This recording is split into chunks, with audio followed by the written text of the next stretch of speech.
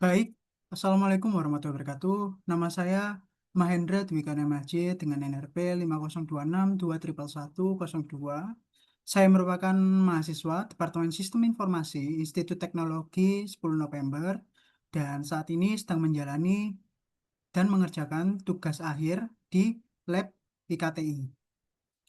Berikut saya akan mempresentasikan hasil dari tugas akhir saya berupa poster yang berjudul Analisis Tingkat Kesadaran Keamanan Data Pribadi Mahasiswa Pengguna ChatGPT melalui Skema Sharing Account.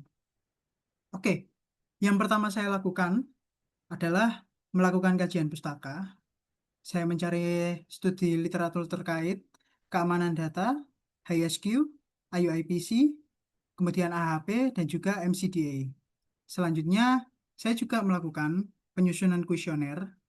Nah, kuesioner ini disusun berdasarkan HSQ, yakni dimensinya ada tiga, knowledge, attitude, dan juga behavior. Dan juga ada pula IIPC dengan dimensi yang tiga juga, collection, control, dan juga awareness. Selanjutnya, pengumpulan data, yakni melakukan penyebaran kuesioner kepada 125 responden melalui Google Forms dengan jumlah sampel minimum yang harus saya dapatkan adalah 96. Dan kemudian setelah didapatkan data primer dari kuesioner, saya melakukan pembobotan menggunakan AHP, Analytical Hierarchy Process, dengan melakukan expert judgment, digunakan untuk menentukan bobot prioritas setiap dimensinya.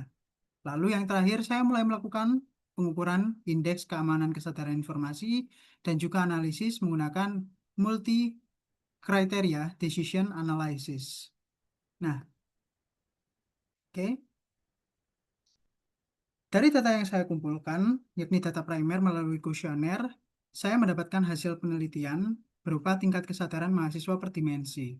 Tadi kan sudah saya jelaskan bahwasanya ada 6 dimensi, yakni collection, control, awareness, knowledge, attitude, dan juga behavior.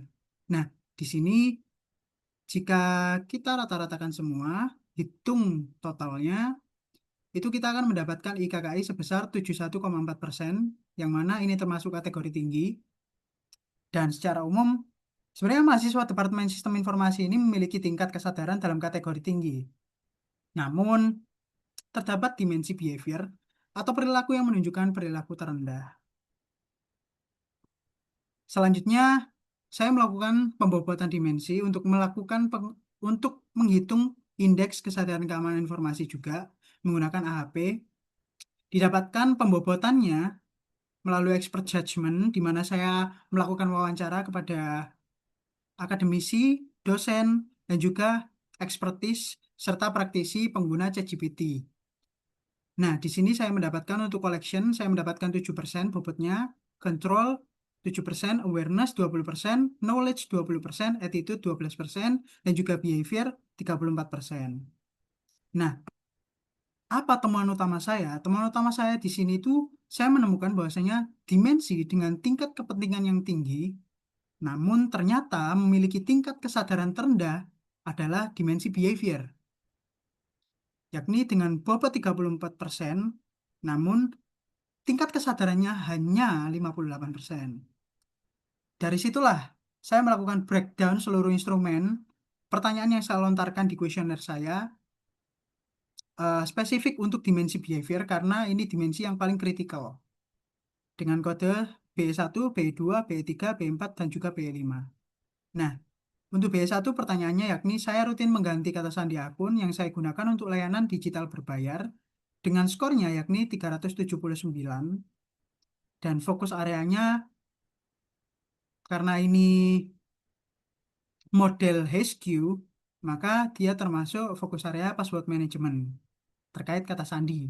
Kemudian yang B2 saya menghindari menyimpan kata sandi akun bersama di perangkat yang digunakan banyak orang dengan skor 365 dengan fokus area yakni password management juga. Kemudian yang B3, saya rutin memeriksa riwayat penggunaan ChatGPT untuk mendeteksi aktivitas mencurigakan dengan skor 367 dan ini termasuk fokus area incident reporting. Kemudian untuk B4, saya mengingatkan anggota lain untuk tidak mengubah pengaturan keamanan akun tanpa izin dengan skor 364 dan termasuk insiden reporting. Selanjutnya ada BE5. Saya memanfaatkan fitur keamanan yang tersedia pada akun untuk meningkatkan perlindungan data pribadi dengan skor yang paling rendah 351 dan termasuk ke password management. Skor ini didapatkan dari perhitungan antara skala Likert yang saya gunakan 1 sampai 5 dikalikan dengan jumlah responden yang menjawab. Jadi nilai maksimumnya adalah 625. Oke. Di sini kita bisa lihat indikator BI5 itu memiliki skor paling rendah di antara indikator lainnya, yakni hanya sebesar 351 yang berkaitan dengan pemanfaatan fitur keamanan account atau password management. Dan bisa kita lihat B1, B2, dan juga B5, sebagian besar indikator behavior berada pada fokus area password management. Jadi dari situ kita bisa memberikan rekomendasi.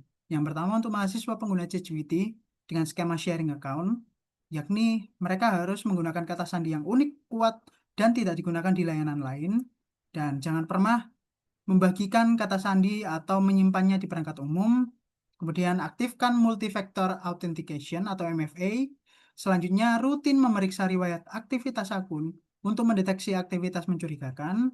Selanjutnya memanfaatkan seluruh fitur keamanan dan juga pengaturan privasi jika tersedia. Dan yang terakhir, untuk skema sharing account, sepakati aturan keamanan bersama dengan anggota akun. Misalkan, tidak mengubah pengaturan tanpa izin, tidak membagikan data sensitif. Selanjutnya, untuk rekomendasi bagi DPTSI, yakni eh, saya harap DPTSI membuat panduan keamanan penggunaan layanan AI pihak ketiga seperti ChatGPT, Gemini, dan lain sebagainya, Cloud AI, dan menyediakan pelatihan rutin mengenai pengelolaan kata sandi, phishing, awareness, dan perlindungan data pribadi. Selanjutnya, mengembangkan sistem pelaporan dan penanganan insiden keamanan yang mudah diakses mahasiswa. Selanjutnya, melakukan evaluasi berkala terhadap tingkat kesadaran keamanan informasi mahasiswa. Mungkin bisa menggunakan kuesioner yang saya berikan dan juga model-model yang saya gunakan. Lalu, menyediakan layanan AI education dengan menggunakan akses SSO MyITS, yang mana jelas ketika sudah menggunakan AI education, pasti entah itu layanannya gratis atau enggak memang terjangkau. Nah, untuk Institut Teknologi 10 November sendiri,